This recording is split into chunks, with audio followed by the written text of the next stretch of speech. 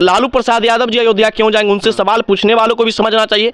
जिस लालू प्रसाद यादव जी ने जब राम मंदिर निर्माण के लिए आडवाणी जी ने रथ यात्रा पहली निकाले थे, उस रथ यात्रा को लालू जी डंके के चोट पे कहते हैं कि राम जी के रथ यात्रा को हम बिहार में नहीं आने देंगे, और आया तो जो भी होगा उसका खमियाजा भुगतना पड़ेगा। उनको जेल में डाला गया था आडवाणी जी को। ये लोग सनातन धर्म के विरोध में हमेशा बोलते हैं, इनका एजेंडा है सनातनी विरोधी। आपको जब निर्माण कार्य करना था उस समय आप घोटाला पे घोटाला कर रहे थे, आज जब अयोध्या में राम मंदिर बन रहा है तो उस पर आप सवाल खड़ा कर रहे हैं। कटेगा तो आप अस्पताल में जाइएगा या मंदिर में जाइएगा? आपकी बेटी हुई, आपने मुंडन कराने के लिए आप तिरुपति बालाजी गए, आपको नहीं जाना चाहिए था, आपको सैलून में जाना चाहिए था। तो आप जा रहे भगवान के पास, लेकिन लोगों के बीच ये ज्ञान परोस रहे कि आप भगवान के पास मत जाइए। संघर्ष के बाद 22 तारीख को जो है कि अयोध्या में राम मंदिर को लेकर के भगवान राम का प्राण प्रतिष्ठा है। इसी बीच हमारे साथ पुरुषोत्तम जी है, जो एक युवा नेता है, एक उभरता हुआ चेहरा है राजनीतिक में। हम इनसे बात करेंगे।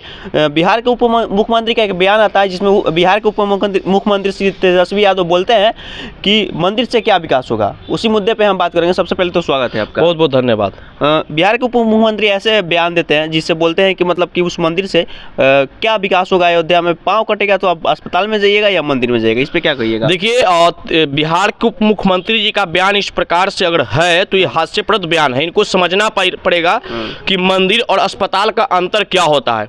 ये सच्चाई बात है कि लोग इलाज के लिए अस्पताल जाते हैं, लेकिन जिसको भगवान के प्रति आस्था होता है, क्या वो अस्पताल में जाकर आस्था को पूरा करेगा? उसको तो मंदिर जाना चाहिए। तो निर्माण दोनों चीज को होना चाहिए, मंदिर का भी निर्माण होना चाहिए, अस्पताल का भी निर्माण होना चाहिए। लेकिन आपको समझ लीजिए कि जब बिहार के आप स्वास्थ्य मंत्री हैं तो आपको किसी ने अस्पताल बनाने से रोका, आपको किसी ने अस्पताल का विकास करने से रोका, तो आप क्यों नहीं करते हैं? मैं उनसे ही पूछना चाहता हूं सवाल कि लोग बाल मुड़वाने के लिए सैलून जाते हैं कि तिरुपति बालाजी जाते हैं? तो तिरुपति बालाजी गए कि नहीं गए? तो आप खुद भगवान को मान रहे हैं। आपकी बेटी हुई, आपने मुंडन कराने के लिए आप तिरुपति बालाजी गए, आपको नहीं जाना चाहिए था, आपको सैलून में जाना चाहिए था। तो आप जा रहे भगवान के पास, लेकिन लोगों के बीच ये ज्ञान परोस रहे कि आप भगवान के पास मत जाइए, भगवान कुछ नहीं है, अस्पताल जाइए। अरे भाई, अस्पताल का काम कुछ और है, मंदिर का काम कुछ और है, दोनों का काम अलग अलग है। तो लोग जिसको भगवान को पूजा करना वो चल जाएंगे अस्पताल में पूजा करने के लिए। इस प्रकार का मूर्खता भरी बयान देना, मुख्यमंत्री जी को समझना चाहिए इस चीज को कि भगवान के प्रति जो जिनका आस्था जुड़ा हुआ है, इस देश के करोड़ों की आस्था भगवान के प्रति जुड़ा हुआ है। ये मंदिर एक दो दिन की लड़ाई में थोड़ी बना है भाई। मंदिर के लोग हजारों वर्ष से संघर्ष कर रहे थे, हजारों लोगों ने अपने प्राण की आहुति दिया इस मंदिर निर्माण के लिए। उन सभी के भावनाओं पे आप ठेस पहुंचा रहे हैं। इनको समझना चाहिए, आप मंदिर का विकास कीजिए, चाहे आप अस्पताल का विकास, आपको रोका किसने है? आपको किसी ने हाथ थोड़े बांधा है भाई, आपको किसी योजना थोड़े बंद कराएगा कि आप अस्पताल मत बनवाइए, आपको कोई माना थोड़ी कि अस्पताल निर्माण करिएगा तो आपको सजा हो जाएगा। तो आपको जब निर्माण कार्य करना था उस समय आप घोटाला पे घोटाला कर रहे थे, आज जब अयोध्या में राम मंदिर बन रहा है तो उस पर आप सवाल खड़ा कर रहे हैं। ये लोग सनातन धर्म के विरोध में हमेशा बोलते हैं, इनका एजेंडा है सनातनी विरोधी। तो इस प्रकार से बात को बोलते रहेंगे। बिहार के पूर्व मुख्यमंत्री लालू जी से पूछा गया कि क्या आप अयोध्या जाएंगे, उन्होंने साफ तौर पर मना कर दिया कि हम नहीं जाएंगे। निश्चित नहीं जाएंगे, हम तो पहले ही कहे कि लालू प्रसाद यादव जी अयोध्या क्यों जाएंगे, उनसे सवाल पूछने वालों को भी समझना चाहिए। जिस लालू प्रसाद यादव जी ने जब राम मंदिर निर्माण के लिए आडवाणी जी ने रथ यात्रा पहली निकाले थे, उस रथ यात्रा को लालू जी डंके के चोट पे कहते हैं कि राम जी के रथ यात्रा को हम बिहार में नहीं आने देंगे, और आया तो जो भी होगा उसका खमियाजा भुगतना पड़ेगा। उनको जेल में डाला गया था आडवाणी जी को। आज उस संघर्ष के बाद राम मंदिर बन रहा है, तो लालू प्रसाद यादव तो खुद शर्मसारित हो रहे हैं कि जिस काम को अपने डंके के चोट पे हम रोक रहे थे, जिसे हम बनने देना नहीं चाहते थे, वो अयोध्या में प्रतिस्थापित होने जा रहा है, तो इनको तो खुद बुरा लग रहा है। तो क्यों जाए वो? लेकिन हम इनके बेटे को कहेंगे कि पिताजी अब आराम अवस्था में आ गए हैं, आप अयोध्या जाइए, और अयोध्या में मंदिर में मत जाइए। आपको भगवान के नहीं मानते तो आप मंदिर क्यों जाइएगा? लेकिन अयोध्या घूमने जाइए और वहां का विकास देख के आइए, और बिहार का विकास देखिए, दोनों का तुलना कर लीजिएगा, आपको पता चलेगा कि मंदिर से क्या विकास होता है। लोग उनके लड़के के सपने में तो भगवान राम आकर के कह रहे हैं कि उस दिन हम नहीं आएंगे, आप मत आइए। उनके ही बेटा का एक बयान था कि साधु महात्मा पाखंडी होते हैं।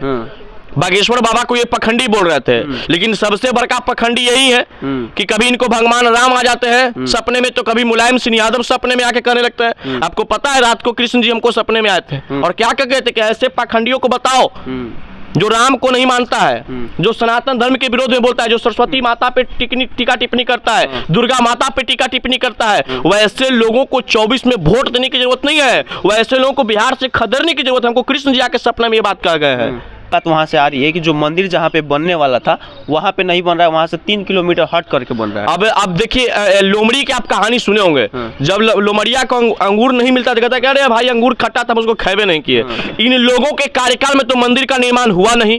ये लोग 70 सालों से सिर्फ और सिर्फ इस देश के सनातन मानने वालों के भावनाओं के प्रति ठेस पहुंचाते रहे। अब मंदिर बन रहा है तो ये सवाल, आप छाती क्यों पीट रहे हैं? कहीं मंदिर बन रहा है, देशवासियों को जब पसंद है कि मंदिर रामलला अयोध्या में बन रहा है, तो आपको क्यों दिक्कत है भाई? आपने क्यों नहीं सही जगह पे बनवा दिया? जब राम मंदिर बनने पर सुप्रीम कोर्ट का उस समय भी लोगों ने विरोध किया था। तो ये लोग सनातनी को विरोध करने वाले हैं।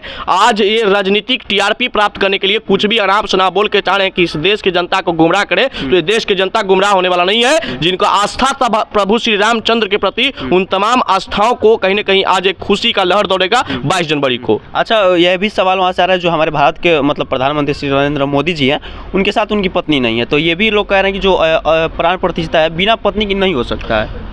जो कह रहे हैं उनसे ही हम सवाल पूछते हैं कि तेज प्रताप यादव की पत्नी नहीं है तो कथा कैसे करवाते हैं, पूजा कैसे करते हैं? तो आप अपने यहाँ झांकिए ना पहले, उसके बाद दूसरे कहाँ देखिएगा। हमारे यहाँ मुहूर्त और शास्त्र के माध्यम से चलता है।